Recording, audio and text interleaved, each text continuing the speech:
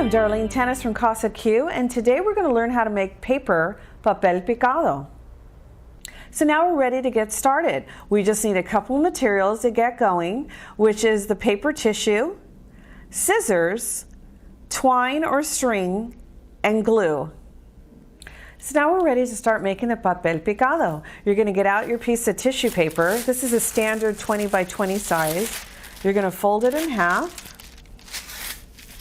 Then you're going to fold it in half again. And this is the tricky part where people get confused. The folded corner is a corner that you want to fold again. So you're going to fold it diagonal. You're always keeping this corner free here. And just like if you remember making paper airplanes, you're going to do that again. So you're going to fold it again there. And then we're going to start, you get your scissors out, we're going to start making little cuts. So you just make little cuts like this, and a lot of people just do like little triangles and things like that. I tend to make crazy little shapes like this, so it comes out a little bit more interesting. So you do that and you just keep going. So papel picado is in Spanish, it means cut out paper. So we're making cut out paper banners today is what we're making. And people never know what they're called. They see them around all the time, but they don't know what they're called. So you're going to start on the other side now, and again, you're going to keep making cuts. Keep making cuts, and then you can just, again, go crazy with your scissors and go in and out and do whatever little shape you want. It's like very similar to making snowflakes. When you were a kid, you used to make snowflakes. And this paper today that we got, it has little sparkles in it, so it makes it a little bit fun. You go down to the bottom, cut it some more. Now you see I have some empty spot in here, so what I do is I actually fold it again. And I fold it again right here so I can make a couple more cuts so we have some empty, so we fill in those empty spaces there. And you want to make sure that you don't cut through to the other side. And then what we do is you open it up and you have papel picado.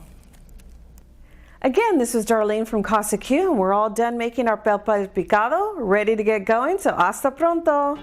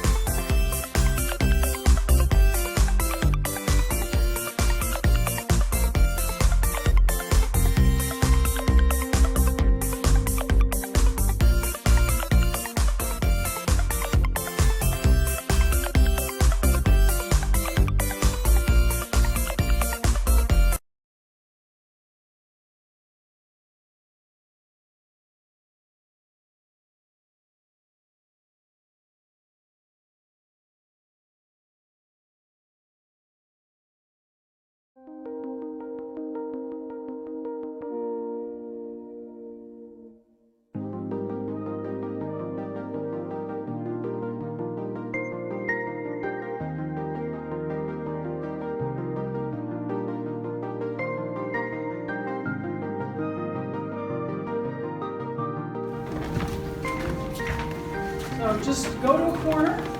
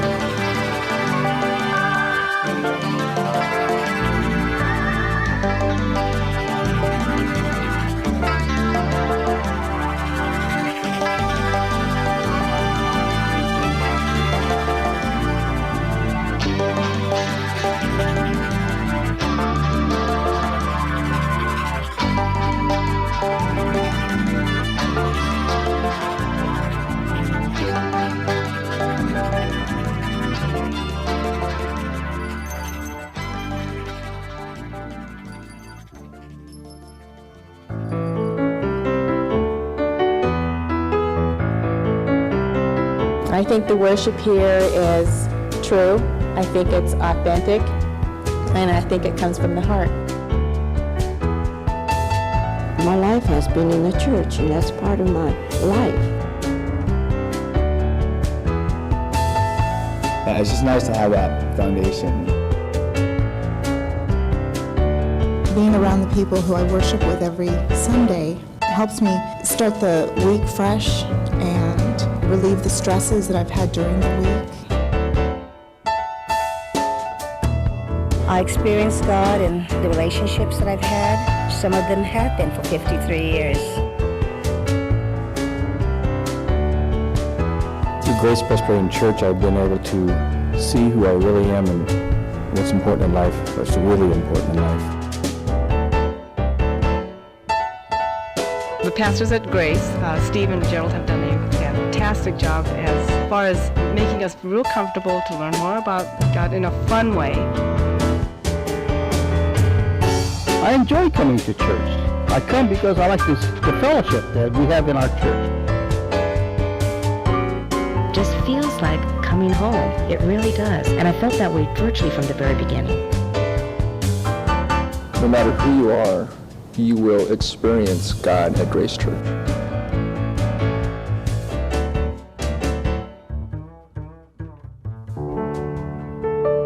At Grace Church, we cherish our story of how God has been present with our church since the early 1900s. 90 years ago, small groups of Japanese immigrants gathered for Bible study and spiritual nurture in boarding houses and meeting rooms around Long Beach. These were our Issei, the first-generation Japanese Americans. By 1925, the Fellowship of Pioneer Issei Christians was organized well enough to establish a church. On December 27, 1925, at 1333 Locust Avenue in downtown Long Beach, the Japanese Presbyterian Church of Long Beach was dedicated. The church building and property cost $20,000, a huge sum in 1925, all raised by faithful Issei farmers and laborers. Some Long Beach citizens opposed the Japanese people organizing like this, but one faithful Presbyterian, David Burcham, stood boldly for the Japanese Christians. Affectionately known as Daddy Burcham, the principal at Long Beach Poly High School, this Presbyterian leader took a public stand to support the church's establishment. His son, the Reverend David Burcham, is still a dear friend of our church and only very recently retired from the pastoral staff at Lakewood First Presbyterian Church of Long Beach. Daddy Burcham served as the founding Sunday school superintendent for over 20 years. Every week he drove his car to the farms to pick up the Nisei children for Sunday school. The Japanese Presbyterian Church played a vital role in helping families establish lives in America. Leaders of the First, Second, and Calvary Presbyterian churches in Long Beach were very supportive in the church's early years.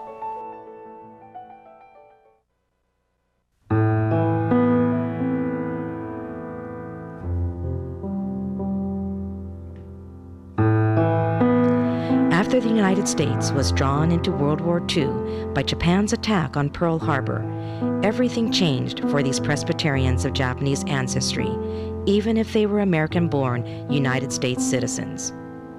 In 1942, the members of the church were forced to evacuate the Long Beach area. Most spent the war years in concentration camps. Some relocated to the Midwest and the East. The Presbytery of Los Angeles held the church's property.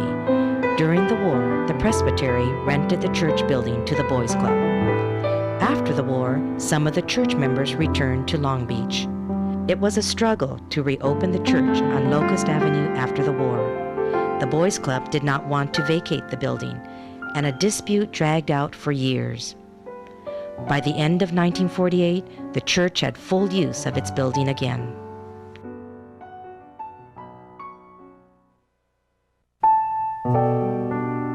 The church thrived in the vigorous optimism of the baby boom.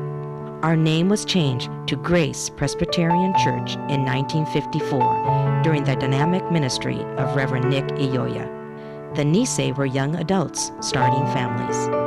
And the booming babies were the Sansei, or third-generation Japanese Americans. We Sansei swelled the ranks of the Sunday school until there are more than 150 children registered and classes were squeezed into every corner of the building. But, like most downtown churches in America, Grace's baby boom prosperity peaked in the mid-1960s and declined steadily until the late 1980s. By 1986, the neighborhood around Grace had changed dramatically. The congregation had aged, many families had moved to other neighborhoods, many young people went away after high school and never came back. The church was vandalized constantly. Everything that could be stolen was: typewriters, even the little communion cups. People were mugged, purses snatched. The police urged the church members to move. With very few resources in hand, the people of Grace weren't sure how they could move. In 1987, the Presbyterian of Los Ranchos had a church building available in Paramount. It was a decrepit and neglected building, but better than the old building. So in March of 1987, Grace moved to Paramount. Grace had about 25 people per Sunday, and the congregation was mostly older Nisei and Issei. There were no youth and very few children and young families. In August of 1988, Grace called a young pastor, Reverend Steve Yamaguchi. During these past 12 years, the church has experienced growth again. Growth in spiritual vitality, growth in hope and vision, and growth in the numbers of children, youth, and young families. In 1997, the church called its associate pastor, Reverend Gerald Arata, who has added another wave of enthusiasm and talent to the church. Now, as Grace is ready to move to a new location, we will always cherish our story of the way God has been present with our church through the years.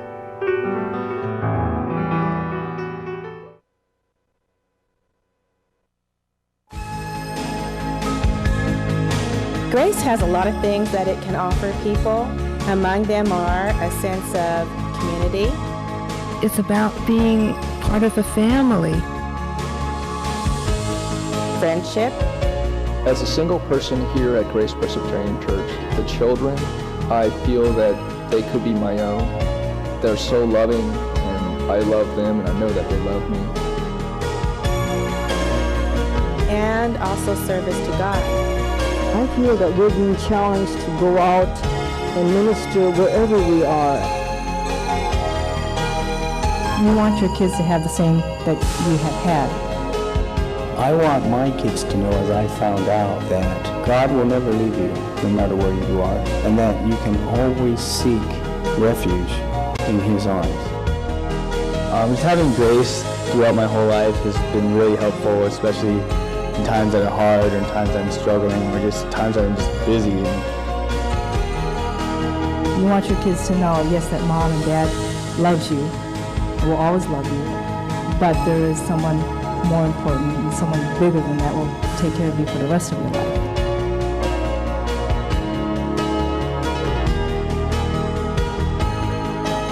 Together, we can really let God do so many things in our lives.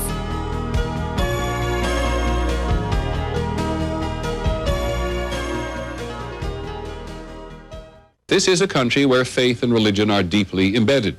Judging by the growth of religion sites on the internet, the interest in matters spiritual is very high. A recent Gallup poll says the number of Americans who say they feel the need for spiritual growth has increased by 24% in the last 4 years. And while it is always hard to be precise about faith and commitment, nearly 50% of teenagers say that their religious beliefs are very important to them. So, here's our religion editor, Peggy Waymeyer. There's an experiment going on inside San Francisco Theological Seminary. What's the relationship God wants with you? Mark Iaconelli, a pioneer in youth ministries, is introducing young people to something he says they're missing in their homes and churches: spirituality. What young people long for is not to be told about God, not to be told about the spiritual life, but to get a chance to taste it for themselves.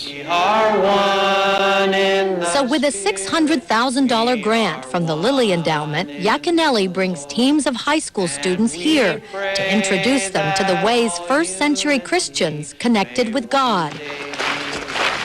They take spiritual pilgrimages, just like the early Christians. They learn to pray and meditate. And they participate in ancient rituals, like this foot washing, which the Bible says Jesus did for his own disciples to illustrate humility and service. Yaconelli hopes these students will leave here the way 15-year-old Charlene Higa did. I had no idea, how powerful, how, loving, just everything about God, and I've learned a lot about myself as well.